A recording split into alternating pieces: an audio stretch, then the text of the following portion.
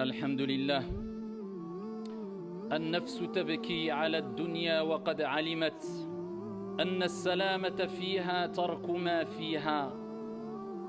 L'âme pleure pour cette vie d'ici-bas alors qu'elle sait pertinemment que la préservation, la réussite et le bonheur consistent à délaisser ce qu'il y a dans cette vie d'ici-bas.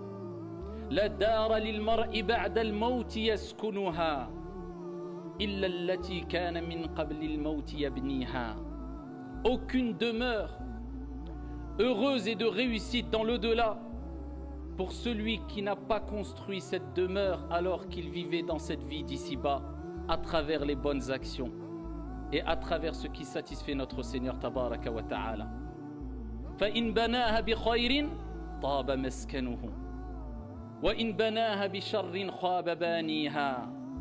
Si il a construit cette demeure alors qu'il vivait dans cette vie d'ici-bas, par le bien et le bon comportement, la bienveillance, les bonnes actions, les œuvres salutaires, eh bien il récoltera une vie heureuse et une demeure de bonheur.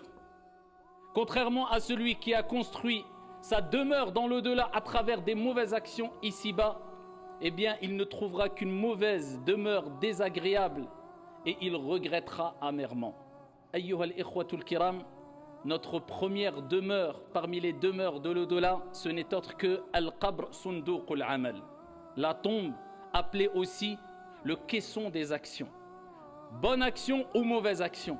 Uthman ibn Affan radiyallahu anhu arda, lorsqu'il évoquait le paradis et l'enfer, il ne pleurait pas comme il pleurait lorsqu'il évoquait la tombe et la première demeure de l'au-delà ou lorsqu'il se trouvait au pied d'une tombe.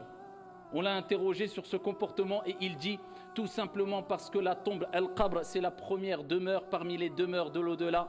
Si cette demeure est bonne, le reste ne sera que meilleur. Et si cette demeure est mauvaise, le reste ne sera que pire et plus mauvais.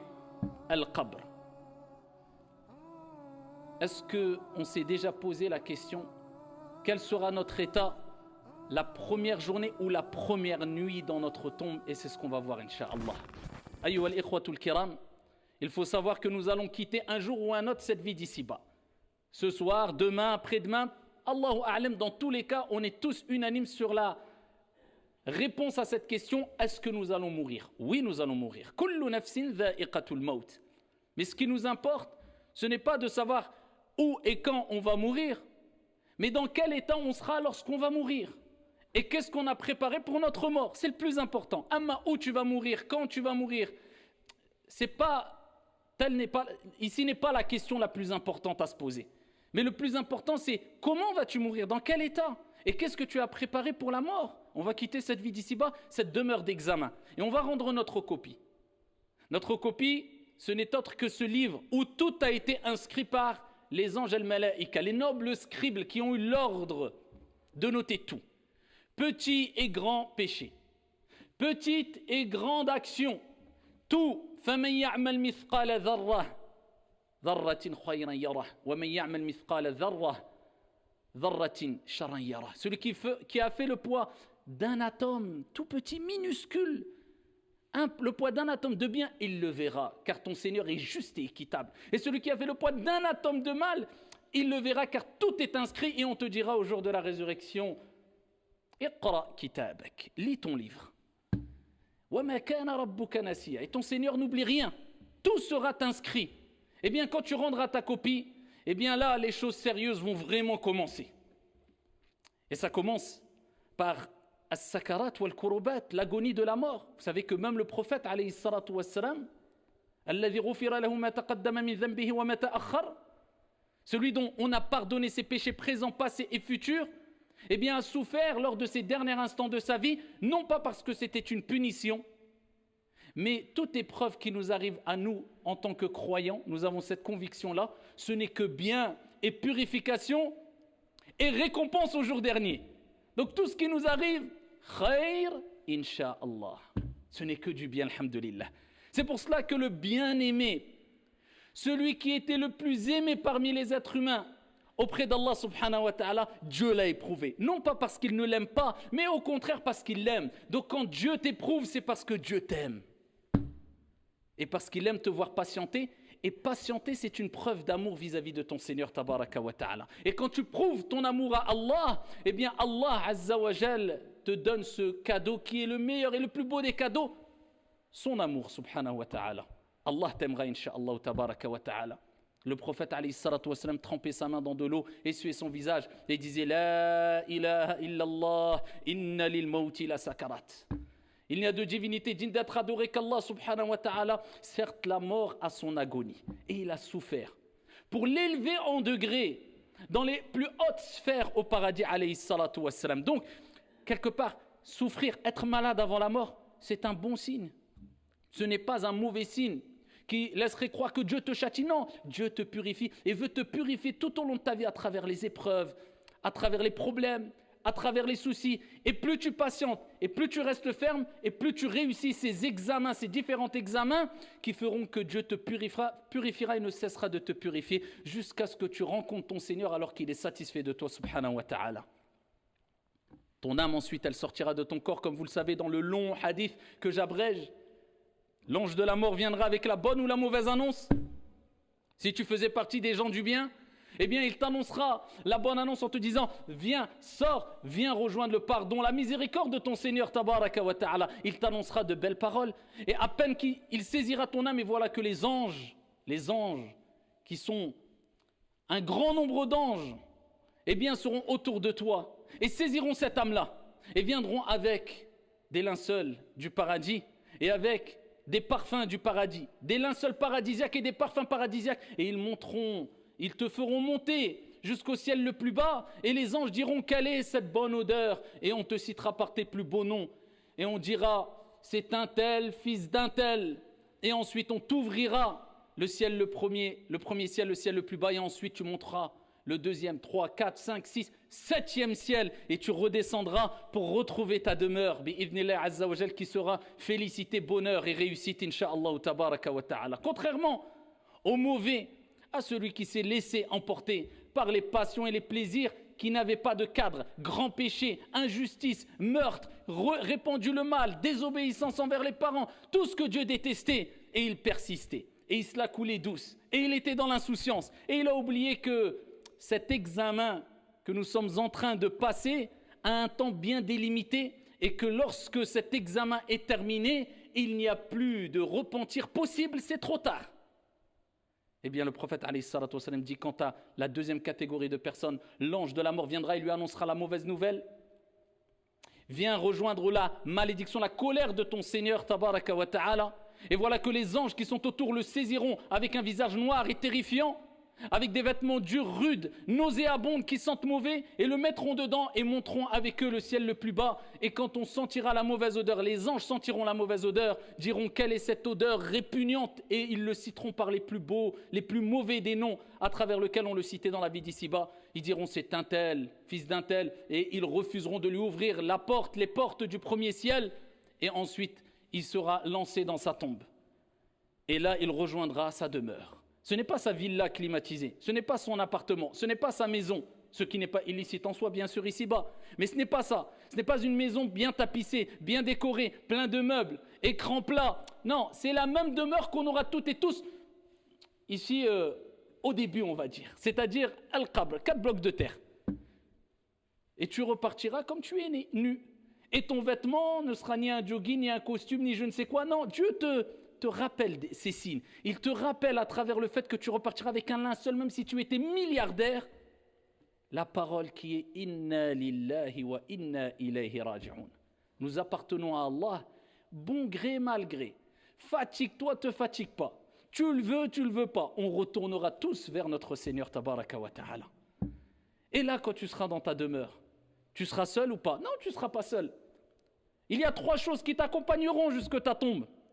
Le prophète alayhi salatu wa salam a dit, tes biens, ton argent, tu as couru après l'argent, ici quelquefois de manière aveugle, je ne dis pas de manière licite, non, de manière aveugle, quitte à dépasser toutes les limites, à transgresser, à acquérir ses biens de manière illicite, tu as couru. Allah Jalla wa ala dit dans le Coran, Alhaakumut takathur, hatta zurtumul maqabir. Kalla sawfa ta'lamoun, thumma kalla sawfa ta'lamoun. La course aux richesses vous a tous distraits, jusqu'à ce que vous visitiez les tombes. Ah, il n'a pas dit jusqu'à ce que vous viviez dans les tombes, vous visitiez, car c'est qu'un passage, la tombe. Eh bien, tu rejoindras cette demeure et tu seras un temps limité dans cette demeure. Et cette demeure sera soit un jardin parmi les jardins du paradis, soit un trou profond parmi les trous profonds de l'enfer. Le prophète dit, il y a 3 choses qui te suivront, tes biens, ta famille et tes bonnes actions. Ou mauvaises actions, tes actions. Il dit, 2 retourneront, tes biens, même la porte de chez toi, tu ne la prendras pas avec toi. Même la clé de chez toi, tu ne pourras pas la prendre avec toi.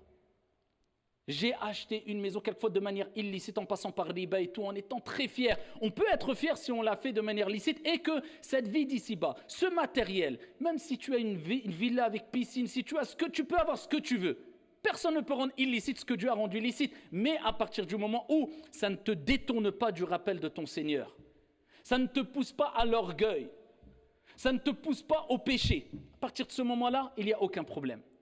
Mais des gens qui sont prêts à transgresser tout pour avoir des grandes demeures, ils pensent que c'est l'objectif suprême. Pensez-vous qu'ils ont pu prendre avec eux ne serait-ce que la clé de chez eux? Les biens repartent, le prophète a dit.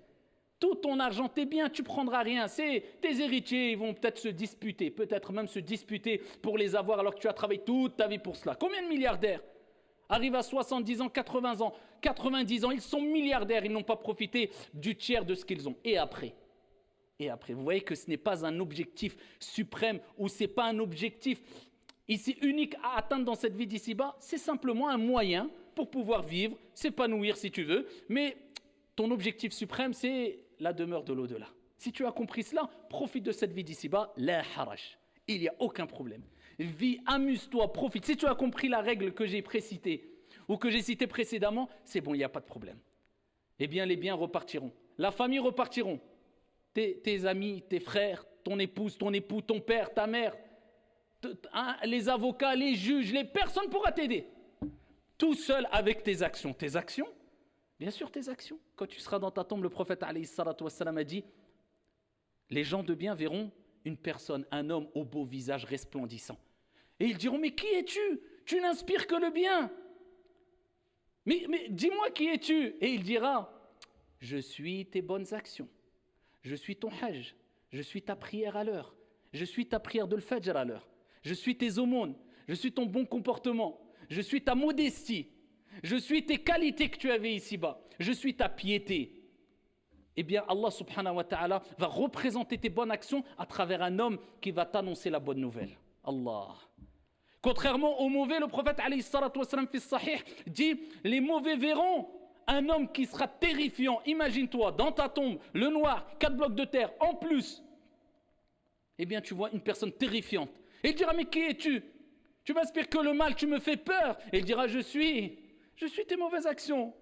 Tu ne te souviens pas, les péchés, az-zina, le haram, la tricherie, la tromperie, le mal, la médisance, la calomnie, les grands péchés, tout ce que tu faisais de mal et on t'exhortait, eh bien, c'est moi maintenant. Et voilà, tu me trouves devant toi. Et il annoncera la mauvaise nouvelle. Et il sera dit au bon, préparez-lui un lit parmi les lits du paradis. Et étendez sa tombe. Et il sera dans un jardin parmi les jardins du paradis. Et le bon dira, Ya Allah, fais venir le jour dernier. J'ai hâte de rencontrer mes bien-aimés, ma famille et mes proches. Et pour lui, ça sera très court, la période dans la tombe. Amma l'autre, eh bien ici, il criera au désespoir. Et on dira, amenez-lui un lit de l'enfer. Wal'iyadhu billah. Et il vivra, et nous vivrons tous d'ailleurs, ce qu'on appelle la compression dans la tombe. Le prophète alayhi salatu wassalam a dit, toute personne vivra, ressentira la compression dans la tombe. Une compression. Tu vas te sentir ici comprimé dans ta tombe. Allahumma sallim sallim. Tout le monde. Pieux, vertueux, bon, mauvais, tout le monde. C'est pour ça que le prophète a dit, je n'ai jamais vu quelque chose de plus terrifiant que la tombe. Et la tombe est la demeure d'épreuves. C'est une demeure aussi, et c'est des épreuves, mais des épreuves difficiles. Des épreuves où tu ne pourras pas dire, je me repens. Ou, oh, non, c'est trop tard. C'est simplement, tu payes la facture maintenant. Ça y est, tu as ta note. Et tu prends, et tu ressens les conséquences de ta note. La note de ton examen, est-ce qu'elle est bonne ou pas? Est-ce que tu t'es contenté de la moyenne ou pas? Est-ce que tu t'es contenté d'exceller ou pas? Est-ce que tu t'es contenté d'être le plus mauvais ou pas? Il a akhiré. La compression dans la tombe. Certains savants ont dit que la compression pour les croyants, les pieux, les bons, les vertueux, ne sera une compression comme qui correspond en donnant une image d'une personne qui te compresse, qui te serre dans ses bras quand il ne t'a pas vu depuis longtemps. Donc en fait, c'est une compression chaleureuse. D'autres ont dit non, ça sera une compression tout simplement, comme le prophète alayhi salatu wassalam a dit, mais pour le croyant bon et vertueux, eh bien cette compression sera très brève. Contrairement à l'autre catégorie de personnes, le mauvais, la compression durera jusqu'au jour dernier. Allah subhanahu wa ta'ala ne dit-il pas dans le Coran Hatta idha ja'a ahadahumul maut qala rabbi irji'un la'alli a'malu salihan fima tarakt kalla innaha kalimah huwa qailuha wa min wara'ihim barzakhun ila yawmi yub'athun. Et lorsque la mort frappe l'un d'entre eux, il dit Ya Allah, remets-moi sur terre, accorde-moi un délai. Je m'excuse, pardon, j'ai compris, j'ai vu maintenant, accorde-moi un délai. Kalla innaha kalima. Allah dira, mais non, ce n'est qu'une parole vaine. C'est trop tard. Combien de rappels tu as eu dans la vie? Des dizaines? Des milliers? Des millions de rappels? Et tu t'entêtais. Je ne parle pas de ceux qui pêchent et qui se repentent et qui font des efforts. La miséricorde de Dieu dépasse sa colère. Non, ceux qui persistaient, ceux qui niaient, ceux qui banalisaient le mal. Là, c'est problématique. Allah, il dit, et derrière eux, une barrière. C'est le monde intermédiaire. Jusqu'au jour où ils seront ressuscités, présentés devant Allah, c'est-à-dire la tombe. Là, non, maintenant, c'est trop tard. Et là, tu seras interrogé, comme vous le savez, dans votre tombe. Man rabbuk ma dinuk. Quel est ton Seigneur? Ceux qui ont vraiment aimé Dieu diront Rabbi Allahu haqqa. Mon Seigneur est réellement Allah. Parce qu'il n'a pas adoré Dieu par tradition, mais par conviction et sincérité et conformité. Il n'a donné aucun associé à Allah subhanahu wa ta'ala. Il a voué un culte exclusif à son Seigneur. Celui-là dira Rabbi Allahu haqqa. Quelle est ta religion? Parce qu'il a appliqué l'islam. Il dira ma religion c'est l'islam. Il a vécu avec l'islam. Ce n'était pas des paillettes, ce n'était pas une mode, mais c'était vraiment des convictions. Et il montrait à travers son bon comportement son appartenance à l'islam. Il n'y avait pas de grande contradiction. Que dis-tu de cet homme qui a été envoyé, Mohammed? Il dira Mohammed est mon envoyé.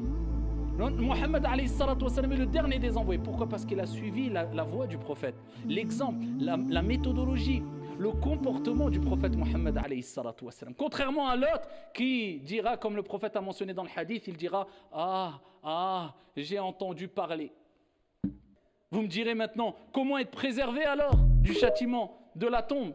Eh bien, je vous citerai plusieurs hadiths si on avait le temps, mais permettez-moi de vous citer juste 2 hadiths. Le premier hadith rapporté par Al-Hakim, bisanadin Hassan. Le prophète sallallahu alayhi wa sallam a dit, lorsqu'on placera la personne dans sa tombe, écoutez bien, qu'est-ce qui va venir à lui? Eh bien, sa prière va venir à côté de sa tête. Allah.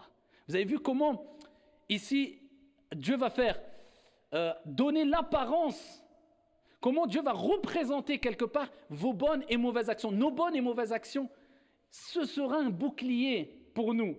Vous voyez, quand on dit c'est dur pour se lever à Salat al-Subh, non, mais je sais que la récompense est grande. C'est un réconfort ici-bas, un apaisement, un soutien de Dieu. Le bonheur ici-bas, mais en plus de ça, c'est un bouclier et une protection dans l'au-delà. Le prophète, il dit la prière, elle viendra. Tu es dans ta tombe, salah, elle vient. Toutes tes prières, Subh, al-Dhuhr, al-Asr, al-Maghrib, al-Isha, al-Nawafil, Salat al-Tarawih, toutes tes prières vont venir comme une armée. Et il se pose à côté de ta tête. Il dit as-siyam, Allah. Il dit le jeûne, an yamini, sur sa droite. Le jeûne, il va se mettre à ta droite. Regardez la couverture. Il reste à la gauche. Il dit le jeûne viendra à la droite. À sa gauche viendra as-sadaqat, les aumônes. Ta zakat obligatoire et les aumônes surérogatoires, l'argent que tu as donné. At'imu at-ta'am, tadkhulul jannata bisalam. Nourrissez les pauvres, vous rentrerez au paradis en paix, comme le prophète alayhi salatu wassalam a dit. Tu avais de l'argent, dès qu'il fallait aider les pauvres, je donne. Al-mal malullah. Je ne compte pas, parce que je sais que l'argent appartient à notre Seigneur. Et le prophète a juré qu'il n'y a aucune aumône qui a diminué quoi que ce soit en la richesse de qui que ce soit. Tu donnes, Allah te donne. Et il te multiplie. Eh bien, tu donnais. Tu étais quelqu'un qui avait la main facile. Tu donnais discrètement, sincèrement. Et pour préparer ton au-delà, pour faire du bien aux gens, aux démunis, aux pauvres et autres. eh bien l'aumône viendra à gauche, elle te protégera. Il reste tes pieds en bas. Le prophète alayhi salatu wassalam a dit, ces actes de piété, de bienfaisance viendront au niveau de ses pieds. Et à chaque fois qu'un mal voudra l'approcher dans sa tombe, eh bien une de ces armées, si on veut quelque part, eh bien viendra et dira, pousse-toi, tu ne peux pas passer, pas de passage pour toi. Et tu seras préservé par ta piété. Et c'est quoi la piété? Le fait de délaisser les grands péchés et d'adorer Allah subhanahu wa ta'ala. Dans le juste milieu, sans exagération, sans excès bien sûr. Eh bien, cela va te protéger. Un deuxième hadith très connu, et plusieurs hadiths vont dans ce sens-là, le prophète alayhi salatu wassalam a dit, celui qui lit tous les soirs Suratul Mulk, c'est-à-dire Tabarakalladhi, c'est la sourate la royauté, eh bien, il sera préservé du châtiment de la tombe. C'est pour cela que c'est une sunna et c'est demandé de réciter, de lire tous les soirs Surat al-Mulk, 2-3 pages. C'est rapide.